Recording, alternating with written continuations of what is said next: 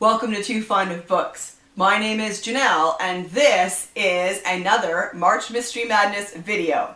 Now recently at the end of February when I was posting my recommendations videos for each of the prompts, my friend over at Inking Your Thinking requested that I do a video that was all just about university mysteries. So I thought, why not? That sounds like a great idea.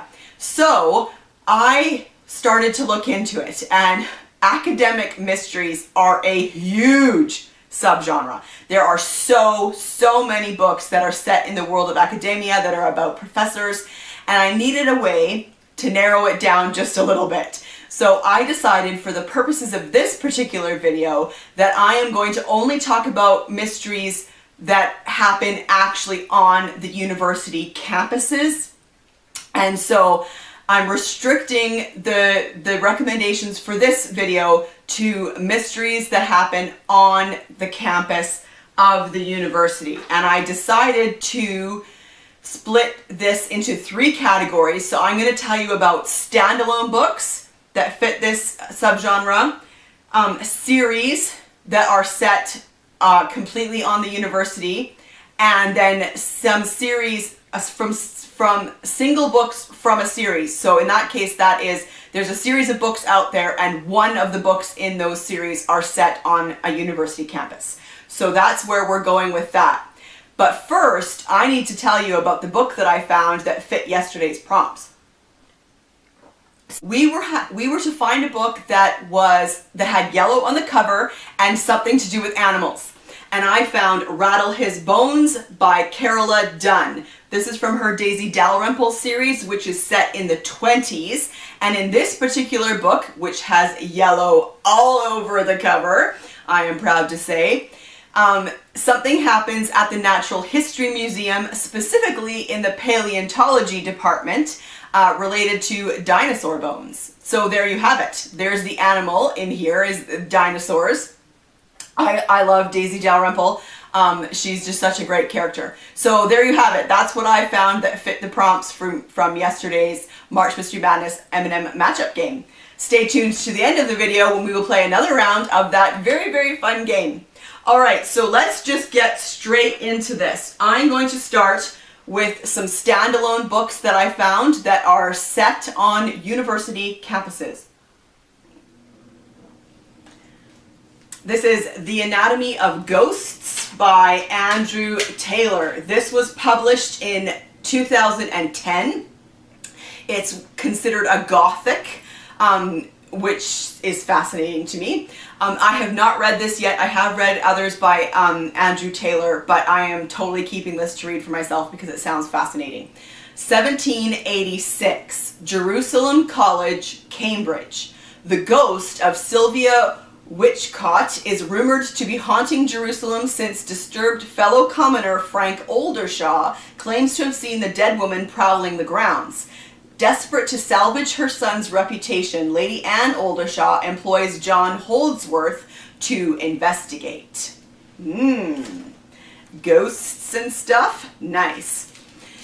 Party Girls Die in Pearls by Plum Sykes. This is from 2017, and it says it's part of her Oxford Girl Mystery series, but it's the only one in that series so far, and I don't know if any more will be written.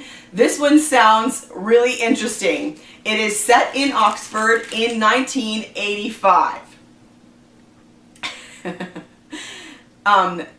Pim's punting and ball gowns are de rigueur. Ursula Flowerbutton, a studious country girl, arrives for her first term anticipating nothing more sinister than days spent poring over history books in gilded libraries, and, if she's lucky, an invitation to a ball. But when Ursula discovers a glamorous classmate on a chaise longue with her throat cut, she is catapulted into a murder investigation. Clueless meets Agatha Christie in this wickedly funny tale of high society and low morals. This is also one that I will be reading because that sounds awesome. I love books that are set in the 80s. So yeah, very fun. Murder at the Bee School by Jeffrey Cruikshank. This is from 2004, and it is set at Harvard Business School. So what's funny here, this tells you what I know about business school. When I first saw this title, I thought it was Murder at the B- School. But it's not. Apparently, people who go to business school sometimes call it B school. All right, so we have Eric McInnes, who is the golden boy of Harvard Business School, until an incident in a hot tub turns him into a beautiful corpse. Now the B School elders need someone to placate both Eric's parents and the Boston police. First on their list is Assistant Professor Wim Vermeer, whose low rank on the tenure track leaves him little room to say no. But when the accident starts to look more like an ingenious murder, Wim is forced to convert his ivory tower skills into rough and ready street smarts as fast as he can. This one was intriguing. I've never heard of this one before. This is The Horizontal Man by Helen Eustis. This was published in 1946, and it is set in a New England women's college. The young student, Molly Morson, confesses to the murder of an English professor at Hollymount College, but Kate Ines doubts her guilt and decides to investigate. This book won the Mystery Writers of America Edgar Award for Best First Novel, and this author only wrote 2 mysteries. And then we have the paper Thunderbolt by Michael Ines. This is an Inspector Appleby. It's the 12th in that series. It's also called in Operation Pax. Oh, this should be in my other section of a one-off within a series. Oh well.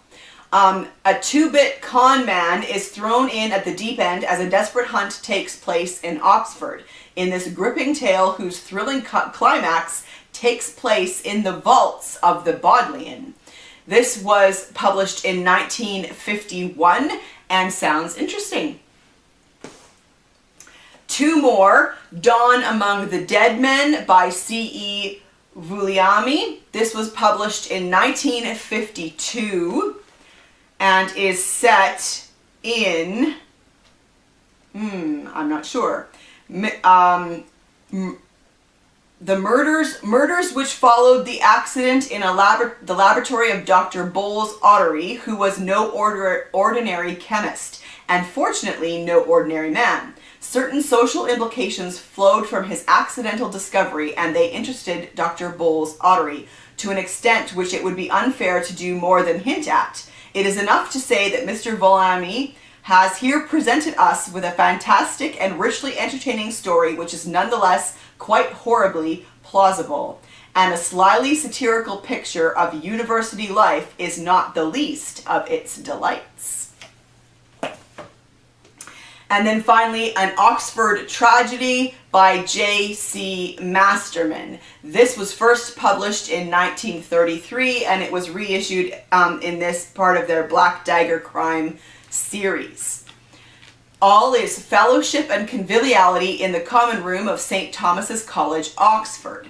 The Dons are enjoying after-dinner port and cigars and the companionship of Ernest Brendel, a Viennese lawyer visiting the college.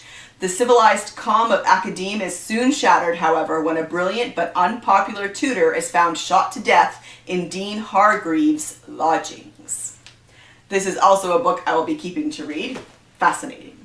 Okay, let's move on to series that are set in university settings.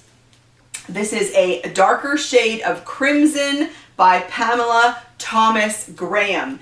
This is the first in her Ivy League mystery series, and there are 3 in that series written between 1998 and 2004. It is set at Harvard Law School in Cambridge, Massachusetts. So we have being young, gifted, and black at Harvard has always been difficult. For Rosella Maynette Fisher, outspoken sister girl and controversial dean of students at Harvard Law School, it was murder. And the debonair new president of Harvard is a prime suspect. A Darker Shade of Crimson is a novel about how Ella Fisher ended up dead on the first day of the fall semester and how her friend Veronica Chase, a smart, ambitious, attractive, and well-connected black economics professor, sets out to solve the crime and in the process uncovers some of Harvard's most deeply buried secrets. An Act of Murder by Mary Angela. This is from her Professor Prather series.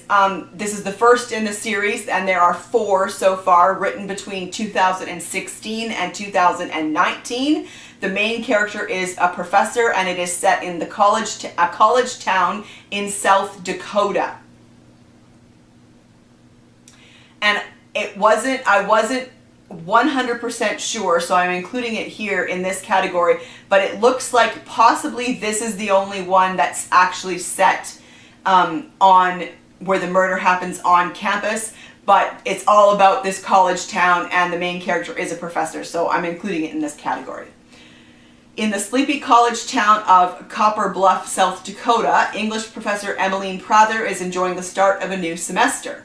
But when one of her students dies working on the fall musical, it disrupts life on the small, quiet campus. Although the police rule the death accidental, Professor Prather has good reason to suspect foul play.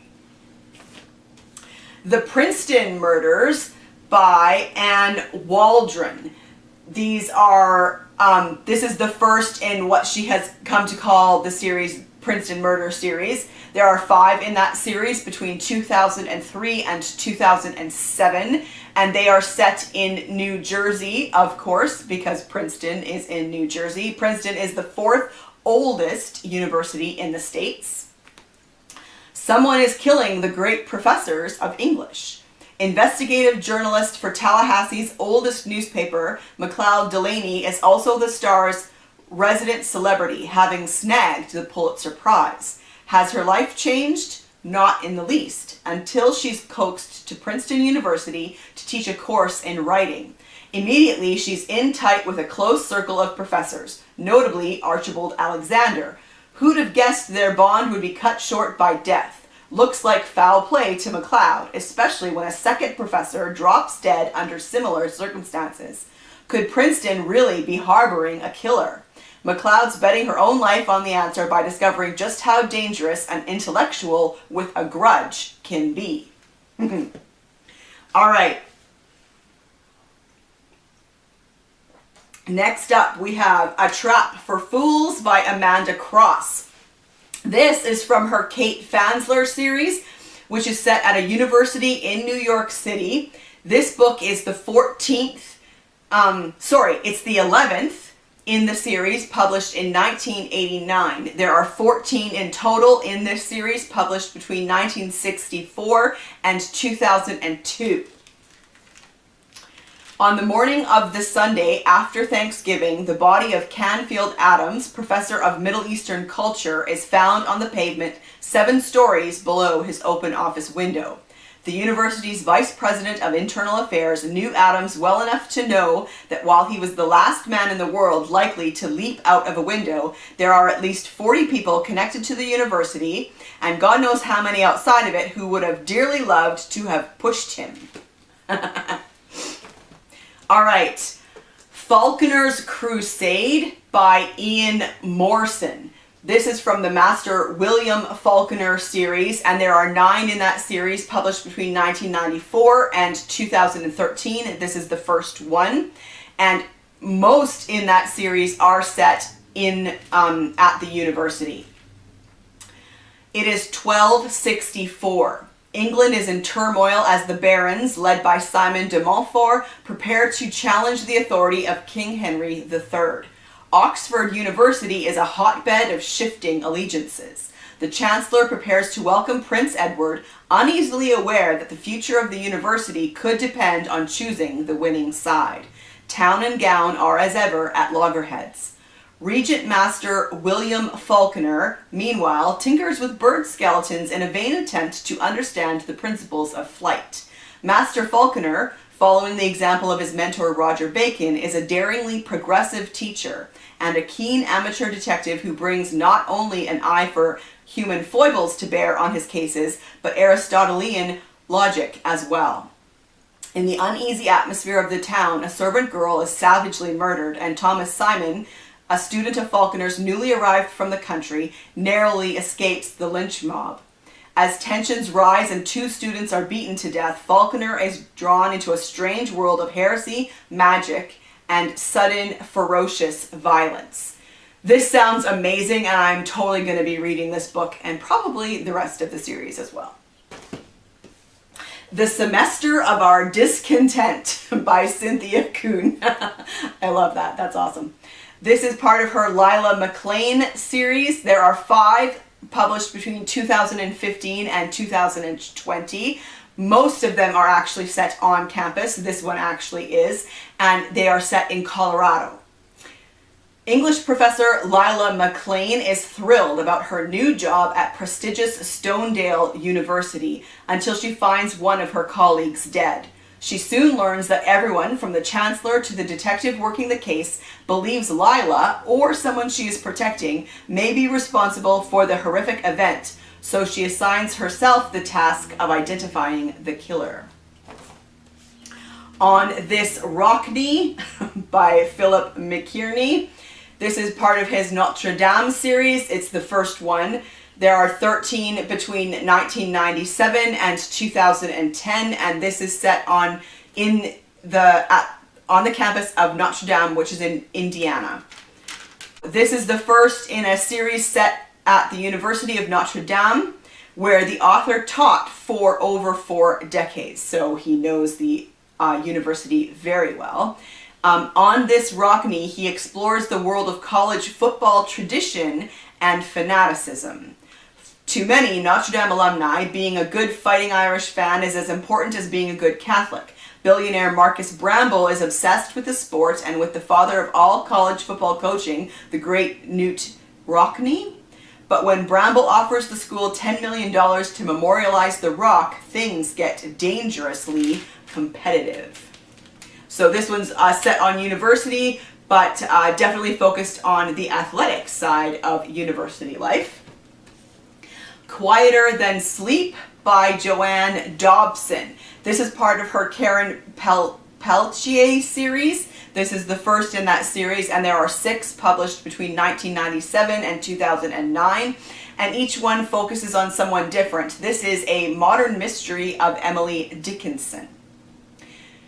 Karen Peltier abandoned her life in New York for a professorship at Massachusetts elite Enfield College, but she quickly learns that New England is not the peaceful enclave she had imagined, and that not even the privileged world of academia is immune to murder.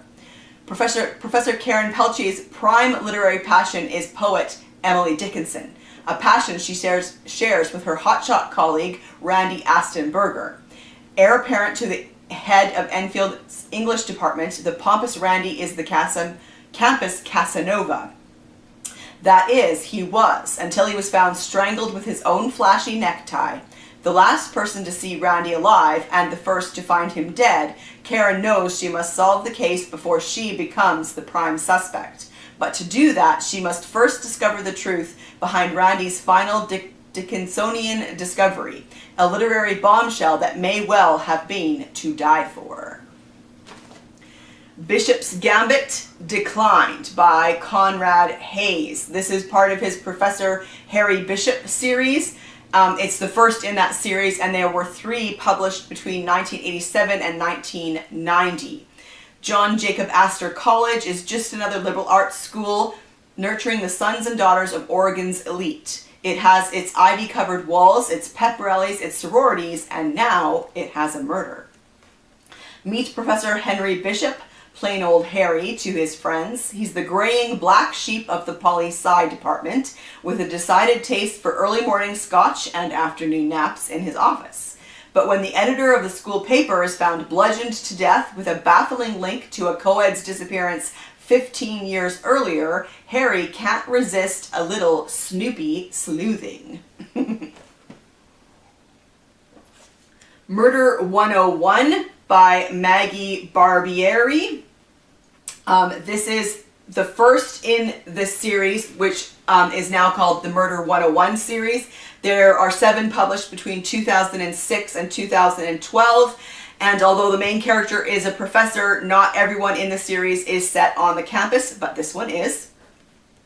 Safely outside the New York City limits, St. Thomas College was supposed to promise peace and quiet. Unfortunately, English professor Alison Bergeron has found it to be anything but. She recently divorced a fellow faculty member, and more recently, her car was stolen. Then one evening, she gets a visit from 2 homicide detectives from the NYPD. The good thing is that they found Alison's beat-up Volvo. The bad news is that the body of one of the students in her Shakespeare seminar was in the trunk.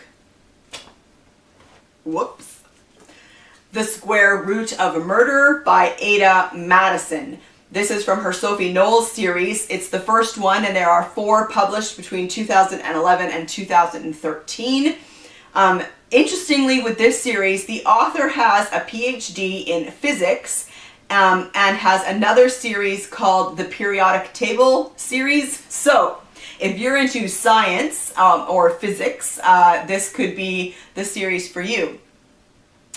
Dr. Sophie Knowles teaches math at Henley College in Massachusetts. Her students adore her because she always finds a way to make the most intimidating math seem fun. But lately, everyone's biggest problem isn't math, it's murder. Between teaching, publishing puzzles and brain teasers, and beading at the local bead shop, A Hill of Beads, Sophie has a full schedule. Finding a chance to unwind isn't always in the equation. She still manages to make time to celebrate famous scholars of the past with her students, but their latest party makes one of their own a thing of the past. Dr. Keith Appleton was the most disliked professor on campus, but it was Sophie's assistant Rachel who had a real problem with him. He refused to recommend her to a medical school.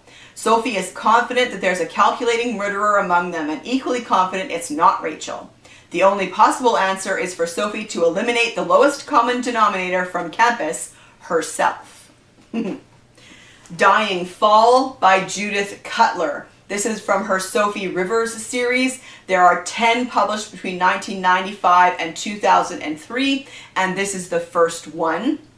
She is a college professor in Birmingham.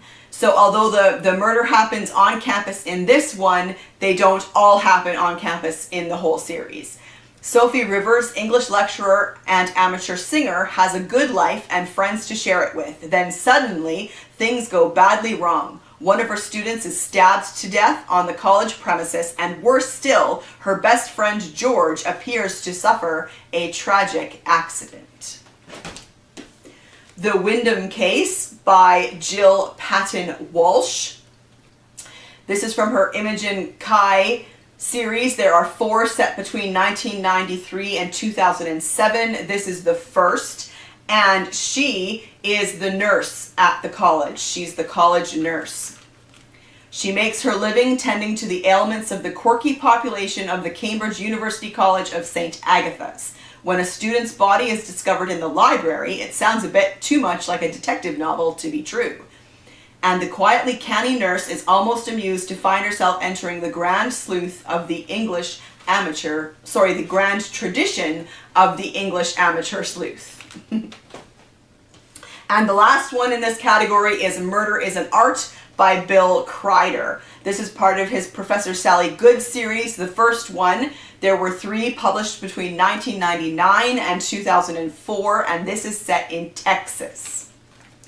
Dr. Sally Good, head of the English and Fine Arts Division of Hughes Community College in Texas, has her hands full. On top of dealing with numerous complaints from testy faculty members concerning the allocation of the department's budget, she must also conduct an inquiry into the recent misbehavior of the department's philandering art professor, Val Hurley, who stands accused of molesting a young female student.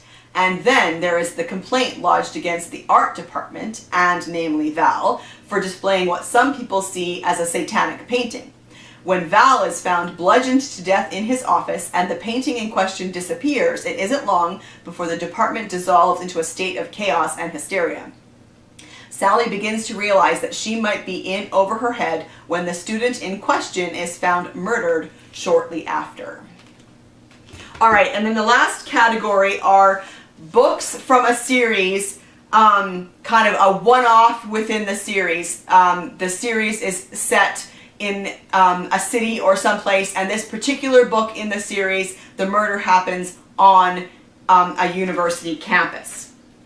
So we have Nero Wolfe, The Bloodied Ivy by Robert Goldsberg. This is the third Nero Wolfe that he wrote. He continued the Nero Wolfe series with permission from the Stout estate, and this was published in 1988, and it is set at Prescott University in upstate New York. On a tranquil campus in upstate New York, Prescott University's most celebrated and controversial professor falls to an apparently accidental death. An Advancement of Learning by Reginald Hill. This is the second D.L. and Pascoe book, published in 1971. This series is set in Yorkshire. An academic scandal is brewing at Holme Coltram College, where a lecturer stands accused of falsifying marks in order to fail his former mistress. But this fades into insignificance when a woman's body is found buried in the staff garden. It has been there at least 5 years, and identification proves difficult. So D.L. and Pascoe have to investigate the murder on the campus. This is The Bishop Goes to the University by Andrew M. Greeley. This is part of his Father Blackie Ryan series. It's the 14th in the series, published in 2002. The series has 17 titles, published between 1985 and 2008. And it is set in Chicago. The irrepressible Bishop Blackwood Ryan returns as his cardinal, dispatches Blackie to the university on the south side of Chicago to investigate a baffling locked room mystery. Someone has assassinated a Russian Orthodox monk in his office at the Divinity School, despite the fact that the door of his office was bolted shut from the inside and no killer was found within. Ooh, that sounds good. I love a good locked room mystery. The Three Body Problem by Catherine Shaw. This is part of the Vanessa Duncan series. It's the first one. 4 were published between 2004 and 2007. All of them are set in Cambridge, but only this first one seems to be university specific. Cambridge, 1888. Miss Vanessa Duncan, up from the country, finds the world of academia fascinating, but the peaceful atmosphere is shattered by the murder of a fellow of mathematics, Mr. Akers. Vanessa's neighbor, Mr. Arthur Weatherburn, has dined with Akers the night before his death, and she learns that Akers may have been trying to find a solution to the N-body problem, first posed by Isaac Newton, for which a prestigious prize was offered. When another mathematician is killed, Arthur is thrown into jail, but Vanessa sets about proving his innocence. Then, a third mathematician dies. A Spark of Death by Bernadette Pager, not sure. This is part of the Professor Bradshaw series, and there were 4 published between 2011 and 2014. It is set at the University of Washington in Seattle in 1901. Can death bring a man back to life? When University of Washington professor Benjamin Bradshaw discovers a despised colleague dead inside the Faraday cage of the electric machine, his carefully controlled world shatters. The facts don't add up. The police shout murder, and Bradshaw is the lone suspect. To protect his young son and clear his name, he must find the killer. Also, I must read this book because I need to know what the Faraday cage of the electric machine is. I have questions. A Novena for Murder by Sister Carol Ann O'Mary. This is part of her Sister Mary Helen series. It's the first one, and there are 11 in the series, published between 1984 and 2006. Sister Mary Helen, at 75, had resisted retirement. She feared she'd find only prayer, peace, and little Pinocchio? I think that's a game, but I don't know how to say it. Pinocchio? I don't know. But she'd no sooner arrive at Mount St. Francis College for Women in San Francisco when she was greeted by an earthquake, a hysterical secretary, and a fatally bludgeoned history professor. Now, this series by Edith Scum, Professor Beth Austin series, there are 3 in that series. We have the Mark Twain murders from 1990, and that's not the one that I have, but that's the one that is actually set on the campus. So we have Professor Beth Austin. It's a Midwestern university. There is a bookish thief in the campus library, and a killer is stalking a co-ed in the South Tower. This one is the George Eliot murders.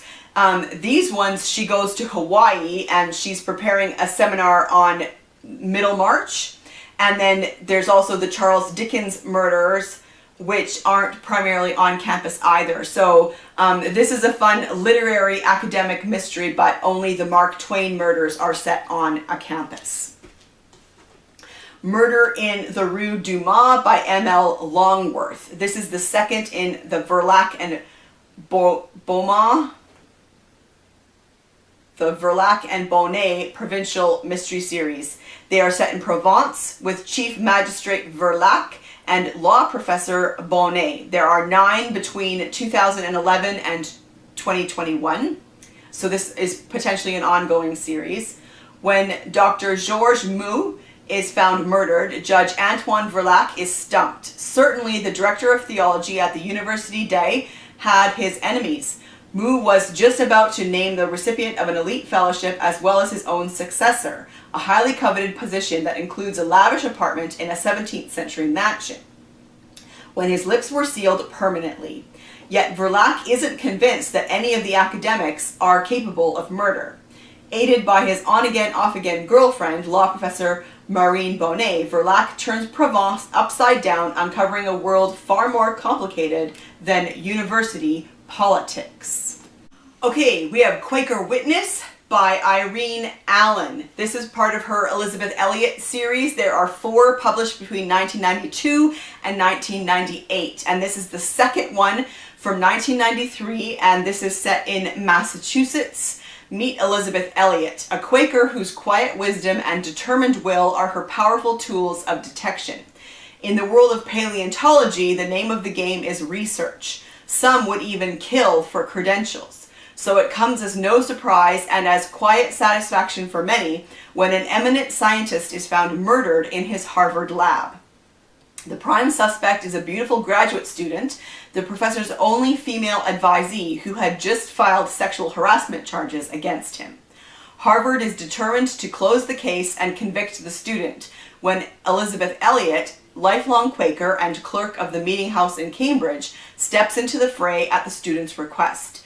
Elizabeth is convinced of her innocence. Her only hope is to clear the young woman, is to penetrate Harvard's sanctum sanctorum to find the devious killer, knowing full well that brilliant minds are often the most dangerous. And then finally, Death in an Ivory Tower by Maria Hudgens. This is the 5th in her Dotsy Lamb travel series. Dotsy Lamb is a history professor, and this was published in 2014. At an Oxford conference on the lingering effects of the King Arthur tales on life in Elizabethan England, 2 participants don't fit in. Dotsy Lamb, PhD candidate from Virginia, has inadvertently invited a couple of New Agers from Glastonbury. Their agenda is to prove to these arrogant academics that King Arthur and Guinevere were real people. As a big surprise, Bram Fitzwaring plans to produce their royal bones, but Fitzwaring doesn't show up for his scheduled address because he's still in his room, dead. Alright, so there you have it. There are just a few university mysteries. I picked ones that were actually set on university campuses. Have you read any of these books? Do any of these books sound interesting to you? I would love to chat with you about that in the comment section down below. And before I say goodbye, it's time for the next round in our M&M manuscript matchup game.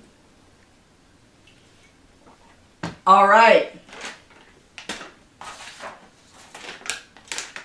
Got my bag of M&Ms. We'll give it a good shake. What are we going to get today? Yellow. Yellow gives us cover. Brown gives us brown. So we need to find a book that has brown on the cover.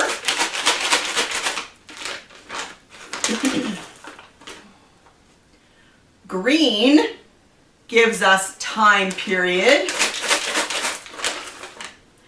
And red, gives us pre-1900. Very interesting. Okay, so we need to find a book that has brown on the cover and was written or set pre-1900.